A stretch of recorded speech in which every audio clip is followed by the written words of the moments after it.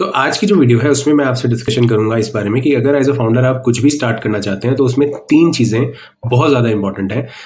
और वो 3 चीज़ें क्या हैं, अगर आप अवेयरनेस रखते हैं, जो मैंने पहले डिस्कस किया था, तो आपको पता है कि ये 3 चीज़ें क्या हैं। मतलब ये नॉर्मल 3 चीज़ें हैं जो मैं बताऊंगा, बट हाँ, यही 3 चीज़ें समझने में काफ़ी समय लग जाता है लोगों को।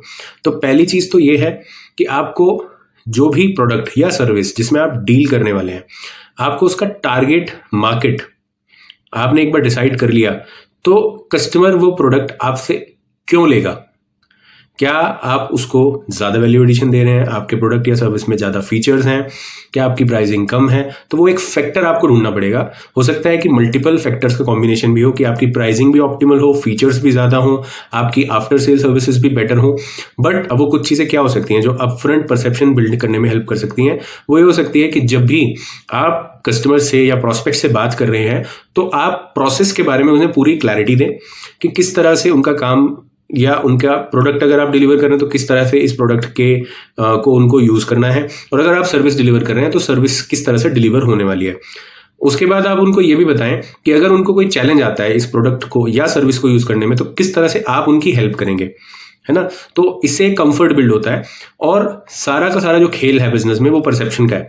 तो आपकी सेल्स मार्केटिंग इस अराउंड ही होनी चाहिए कि आप अपनी सेल्स टीम को या अपनी मार्केटिंग टीम को ये चीज़ पहले ही क्लियर कर दें कि आपकी जो भी मार्केटिंग सोशल मीडिया पे हो, या आपकी जो भी सेल कॉल्स के थ्रू, ईमेल मार्केटिंग या व्हाट्सएप मार्केटिंग या किसी भी सोशल मीडिया मैकेनिज्म से हो रही है आपकी सेल, तो उसमें ये मैसेज लाउड एंड क्लियर होना चाहिए।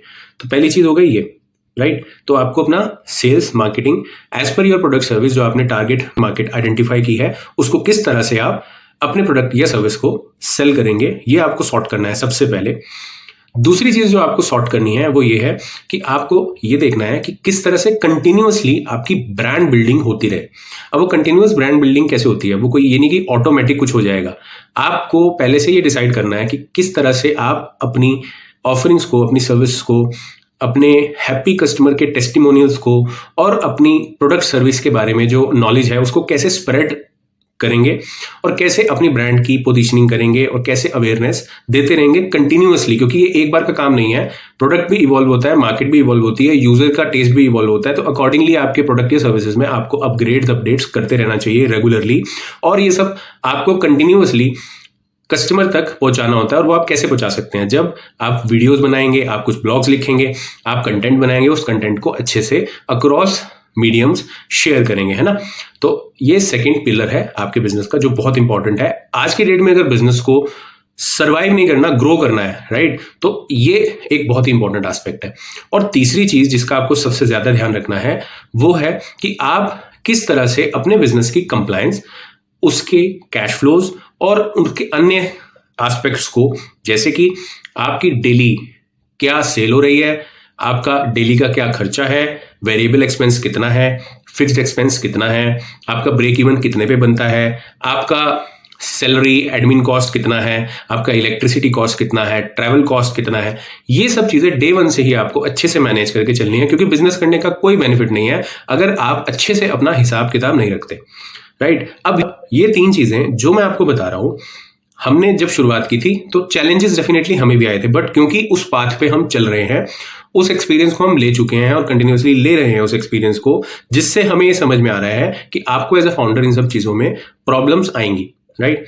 तो उन प्रॉब्लम से आप कैसे रिकवर कर सकते हैं, उनको आप कैसे हैंडल कर सकते हैं, किस तरह से अपनी स्ट्रेटेजिकली प्रोडक्ट या सर्विस ऑफरिंग को आप लॉन्च कर सकते हैं, अपनी सेल्स मार्केटिंग फनल्स को, पिचेस को बना सकते हैं, अपने कंटेंट को, अपने ब्रांडिंग को बना सकते हैं। साथ ही साथ किस तरह से आप कंटिन्यूअसली अपना जो भी फाइनेंस, टैक्सेशन, कंप्लायंस वाला एस्पेक्ट है उसको मेंटेन कर सकते हैं।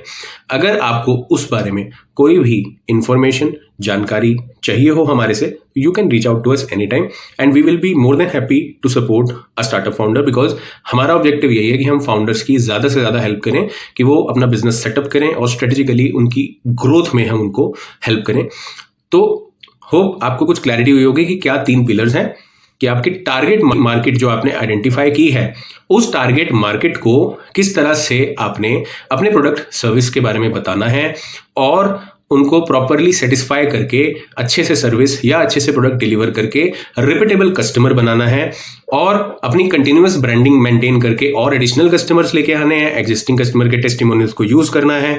साथ ही साथ किस तरह से आपको जो भी आप सारी चीजें कर रहे हैं उसको आपको अकाउंटिंग, चाहे आप ज़ोहो क्लाउड यूज करें, चाहे टेली यूज करें, मार्ग यूज करें, बिजी यूज करें, ये सब चीजें हम बहुत सारे स्टार्टअप्स की ऑलरेडी हैंडल भी करते हैं। तो आपको भी अगर इसमें हेल्प या सपोर्ट की कोई जरूरत हो तो आप हमें रीच आउट कर सकते हैं। बिकॉज किसका क्या टीडीएस कटना है, किस रेट पे जीएसटी लगना है, कैसे फाइलिंग्स होनी है, ये अपने आप में ही ना एक अलग दुनिया है। तो अगर आप इन सब चीज़ों में खुद ही पड़ जाएंगे तो आपके लिए प्रॉब्लम रहेगी। तो बेटर क्या है कि आप एक ऐसे प्रोफेशनल की सपोर्ट लें जो इसको प्रैक्टिकली समझता हो और लीगली आपको कंप्लायंट रखने में हेल्प कर सके, राइट। तो आप किसी भी अच्छे प्रोफेशनल को रीच आउट करें जो आपकी इन सब चीज़ों में भी हेल्प कर सकता है, या स्पेसिफिक ईच फिलर के लिए एक अच्छा प्रोफेशनल रखें। डिपेंड करता है आपका बजट क्या है, आप किस स्टेज में है। अगर आप एक ग्रोइंग बिजनेस है, आप ऐसी स्टेज पे हैं कि आप बहुत अच्छा सा रेवेन्यू अर्न कर रहे हैं, तो उस केस में आप अलग अलग प्रोफेशनल्स को भी बियर कर सकते हैं, उनकी कॉस्ट भी। लेकिन अगर आप अभी स्टार्ट किए हैं तो आपको एक स्टार्टअप कंसल्टेंट ऐसा चाहिए जो इन सब एस्पेक्ट्स में आपकी हेल्प कर सके, ठीक है। तो डिसीजन आपका है, बट आपको इन 3 चीज़ों पर जरूर ध्यान देना है अगर आपको स्टार्टअप करना है। नमस्कार, मैं बढ़ेरा की ओर से।